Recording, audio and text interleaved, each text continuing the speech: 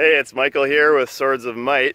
We're going to go ice fishing today. We're up here in Kenora, Ontario in Canada, and the temperature is about 32 degrees Fahrenheit.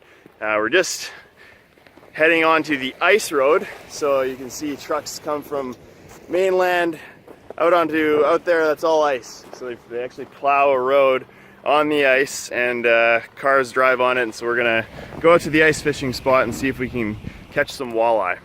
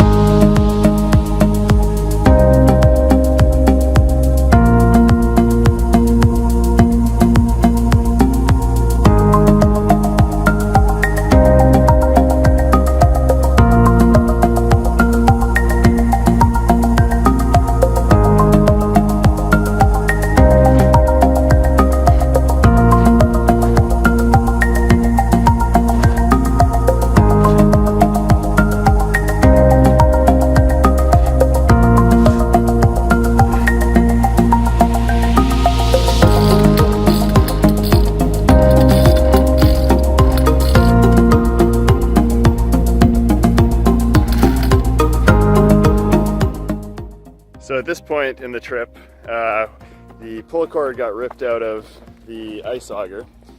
So what are we going to do about that? Well, go the old-fashioned way. Do it by hand. Oh yeah.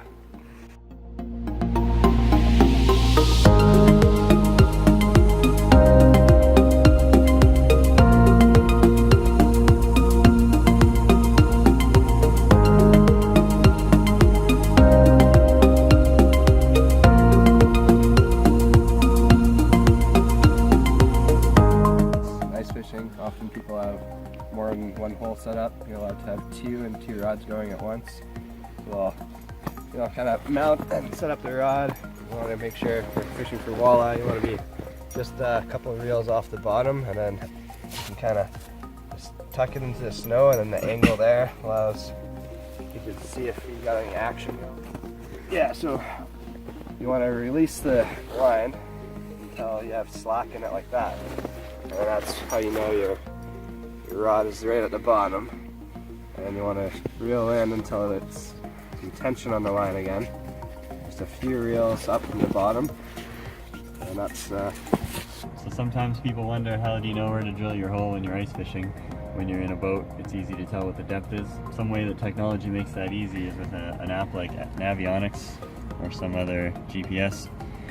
Gives you a map of the entire lake, including all the depth lines and reefs, and a GPS marker for your position. So right now we're fishing at St. Helena Island, where a shelf goes from 18 down to 60 feet.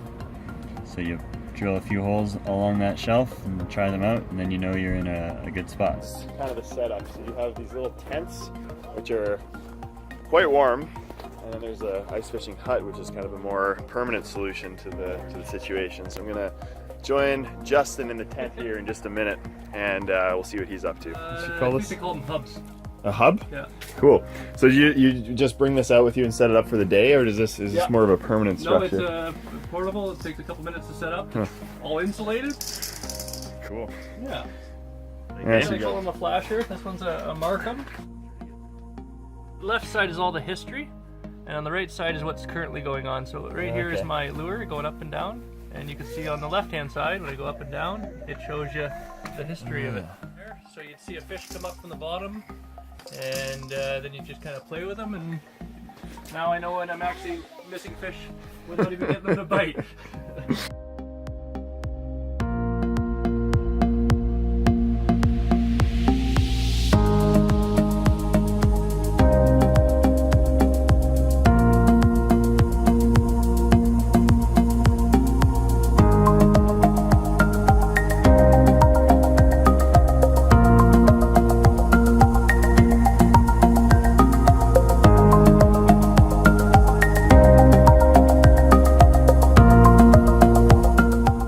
So now that we've finally caught a few fish, the next step is killing them and chopping them up. And of course, we have the tools and implements to do that. So today we're going to use the high carbon steel 15-inch Svord blade. Just new, fresh out of the box. So this is definitely, if you're filleting a fish of this size, this is not the ideal filleting knife for the job. You want something probably closer to 10 inches or even a 6 or 8 inch blade for something like that. But it's a sharp blade and it'll definitely do the job. So in a few minutes we're going to show you how to fillet the fish. Sharp as anything. Well, the only part you want obviously is the meat, the muscle on the side. So you go as far to the front as you can and then cut along the spine and back this way. And if I do it right, which sometimes I do, get through all the ribs.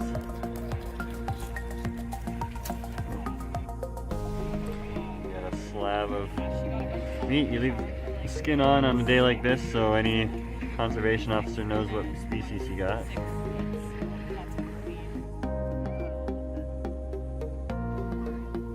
Next part's a little more delicate to get these ribs out of here.